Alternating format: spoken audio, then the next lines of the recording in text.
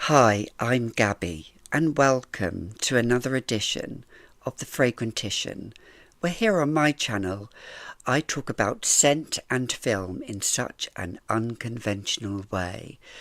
Not only do I first time watch, review, but I also scent certain characters in film, especially my love for horror and thrillers. But I do all kinds of film. So if you're unconventional like me, please consider liking, subscribing maybe, or maybe a comment. So let's dive in. So today's review, first time watching, which I did, and scenting is the Uncanny, which I had never seen before. From 1977, I thought it was an Amicus film, but it is actually a Rank film, starring Peter Cushing and Ray Moland as the two main characters. It's a horror anthology, but it's a very different kind of anthology, not like Tales from the Crypt. It involves cats, the feline variety. You know I love cats. The film opens up in a very animated way with the credits, like a cartoon almost, with cats. It's a whole host of stars, which I do have a list here. Samantha Eggar, one of my actresses, which I will be reviewing and watching another film of hers in the next video. I just love Samantha Eggar. It also has Donald Pleasance, you know him from Halloween, John Vernon, and also Joan Greenwood. Joan Greenwood is another famous, iconic actress. It also has Susan Penhaligon in it. It's a very different type of film. The director is Denis Héroux, and the producers are Claude Héroux and René Dupont.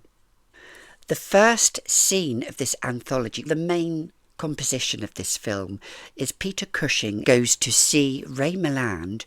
Ray Moland is a publisher, Peter Cushing is a writer, but he's quite an insane writer, I would think, because in his latest novel, which comprises of 3 supposedly true stories, these represent cats that he believes are avenging human nature, saying that cats are the devil incarnate. That is what he is implying. So it's set in Montreal, in Canada, modern day. Although it's in the 1970s, he presents this draft to Ray Moland, who does have a cat himself, called Sugar, a lovely white Persian. And then we go into the first story retold by Peter Cushing. The first film is set in London in 1912, and it involves Joan Greenwood and Susan Penhaligon, the 2 main actresses in this. I will say there are spoilers in this video, so if you want to watch the film, please go and watch it. It is available on YouTube at the moment, where I watched it from, and then come back to my video. The first part of this anthology is set in London in 1912, starring Joan Greenwood and Susan Penhaligon as the 2 main characters. Joan Greenwood is dying in bed, and she makes a will, but then she makes a second will, and she leaves absolutely nothing to her nephew. Now the house is full of cats, absolutely brimmed chock-a-block with cats. My idea of heaven. Maybe it's your idea of hell, but I am a big dog lover as well as a cat lover. However, Susan Penhaligon, her maid, is dating or courting, I would like to say, her nephew, and they conspire to steal the copy of the will. However, Joan Greenwood wakes upon Susan Penhaligon trying to steal the will. Actually, probably one of the darkest sentences that Susan Penhaligon says in the film is that she didn't really want to go through with the murder, but she has to, along those lines. It shows the premeditation. So she murders Joan Greenwood in bed. She smothers her. However, she tries to get the copy of the will, but the cats want to protect it because the will, this is the twist, the will is left to the cats. Everything is going to the cats. And there must be at least 30 cats in this mansion. She tries to escape, but she is thwarted by the cats. She locks herself in a kitchen. She is there for days on end trying to survive because the cats have attacked her. It's quite visual in this, and she actually tries to eat some of the cat food because she's in this pantry. She has nothing else but to eat this cat food. However, she does escape from the pantry. She goes back up to her mistress's room, upon where she finds the cats have eaten the mistress's body. They need to survive, don't they? She is appalled by this. She tries to get the will again, but alas, she is thwarted by the cats and she is killed as she falls down the stairs. A few days later, the nephew arrives. He knows something is wrong and he sees the scene. He sees this carnage. But what happens to him? That I won't say. I'll let you watch the film. The second part is set in Quebec again, but in 1975. This film is made in 1977, so it's quite recent. It involves a girl that's been orphaned, and she goes to stay with her aunt and cousin and her uncle in a lovely estate right in the countryside. She has her cat with her called Wellington. Her mother has died in a plane crash. I don't know what happened to her father. However, the aunt and the cousin are completely vile. They are completely evil to her. They do many things to her. They blame Wellington, her cat, on knocking things over, knocking paint over. Her aunt is very prissy and uptight, and she obviously doesn't want to care and be a guardian for her niece. Actually, as a side note, these two girls are actually dubbed.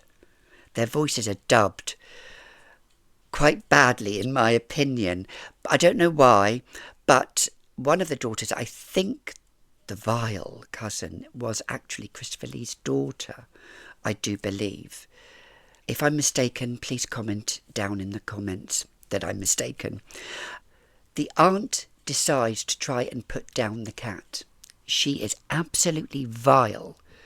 Really is. How she does that, how she could do that, I do not know. So she takes the cat to the vet to be euthanized. That is the horror of the story, in my opinion. However, when her niece tries to look for Wellington, she can't find him. So what does she do? Unbeknownst to the aunt, her mother was a witch and practiced witchcraft. She gets one of her mother's books and she draws a pentagram. She sits in the pentagram. The cousin arrives saying, "What are you doing? What are you doing?" She's an awful, vile cousin. She says to the cousin, "Please don't step in the pentagram." But the other cousin steps into the pentagram. Now she cannot escape. She then chants something. And as she's doing so, her cousin is getting smaller and smaller and smaller, until the point where you think, the cat is going to attack her, because, another twist in the film, Wellington escapes from the vets and comes back to his owner. Or shall I say to his mistress, because let's face it, cats own us, we don't own cats. So her cousin ultimately shrinks to very tiny, like the Incredible Shrinking Woman. The cat does not kill her, no. Her aunt She hears, and upon this she gets her foot and she stamps her out like a fly on the floor. And there's a saying that her aunt says, "Where's Angela?" And she says such a prophetic line, which I won't say. I'll let you watch the film. And it made me chuckle. Very dark, that one is. Very, very dark. Lastly, I think the most campest part of them all. It involves a scene set in Hollywood 1936. Although the film doesn't look like it's set in 1936, although it's meant to be a horror film, more set in the 1960s.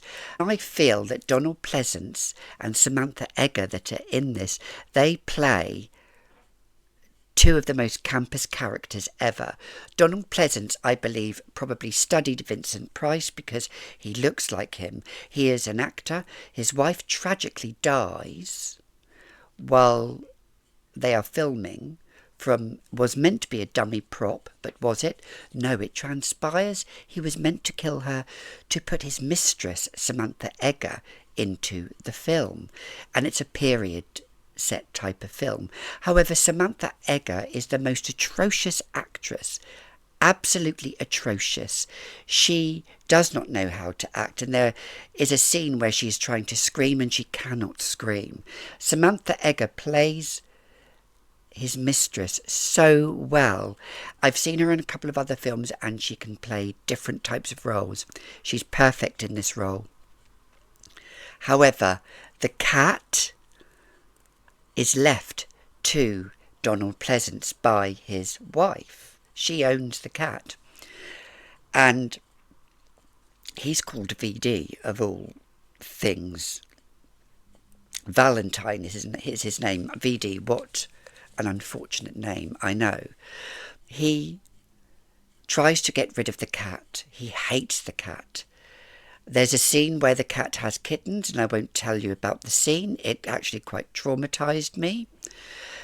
You don't see anything, but these films are very cerebral, so they let you use your own imagination. In the final scene, the cat escapes from his house, goes on set, and she sets her revenge on Donald Pleasence and his mistress. Let's just say revenge is a dish best served from a pussy. Yes, that's what I'm going to say. It's very camp, the ending, extremely camp and very funny. Go and watch the film.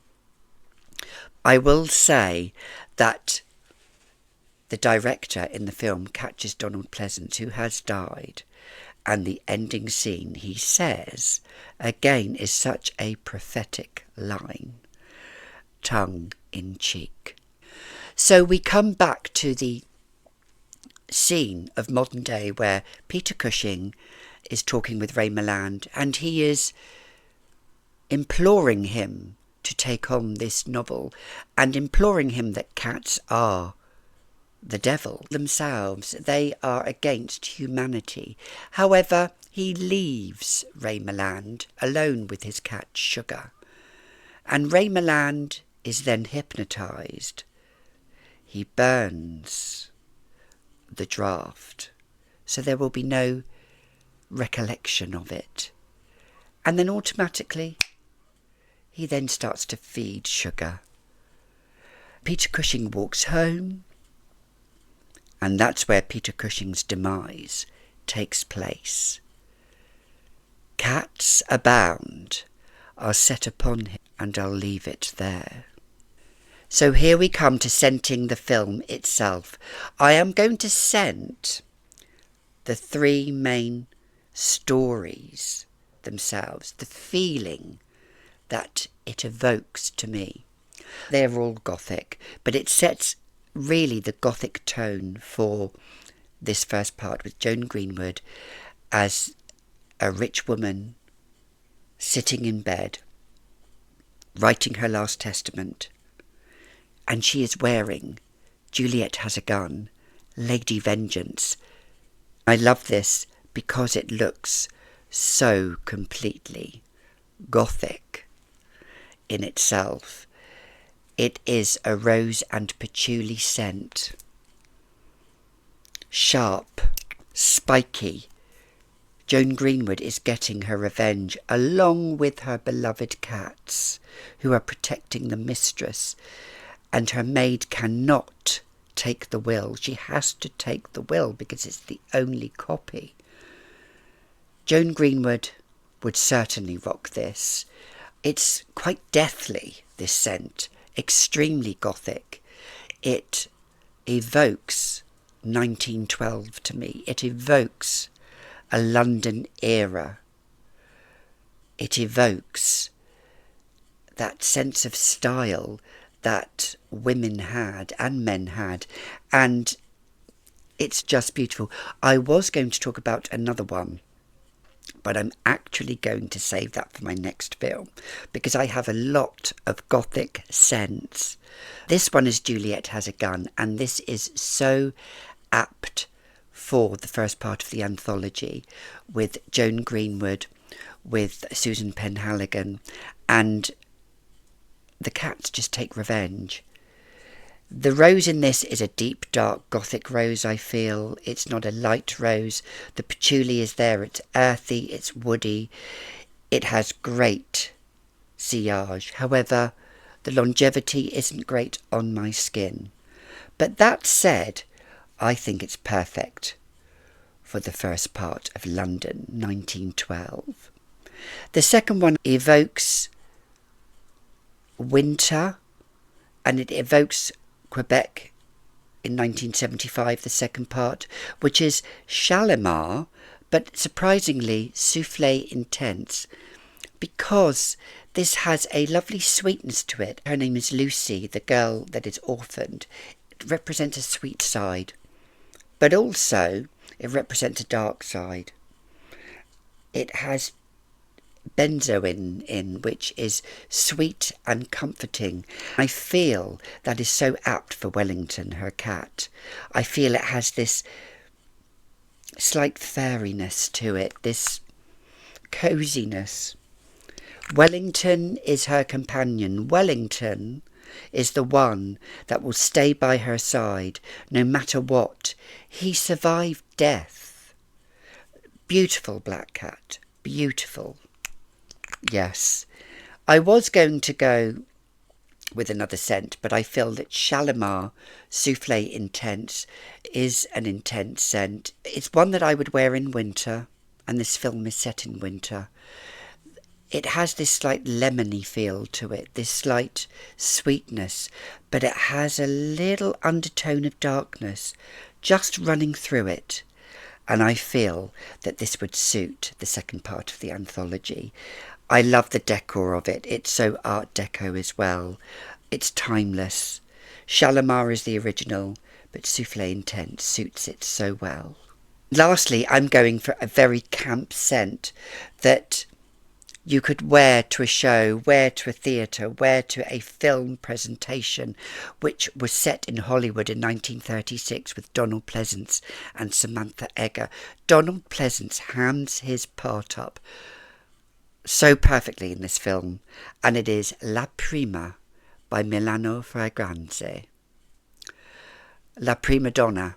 It has a fur type accord actually in this perfume. Magnetic cap. It would sit perfectly on a vanity, I think. Sit absolutely perfect. This was love at first sniff for me. I'm going to spray a little bit just on my hand. The atomizer is perfect. The right amount of spray. It smells just divine. It has this ripeness. It has this cat is just sinking its fangs into you. Being a prima donna that a pussy is. Oh yes. Pussies are prima donnas. We say pussy here in the UK, although it does have different connotations, I know. I feel it has a feline accord in this. It's purring, literally. This scent is purring. You could wear this I feel in this film, this is vengeance with such a twist for Donald Pleasance and his beloved mistress Samantha Eggar. The way she dies is just poetic, and the way he dies is even more poetic, I feel.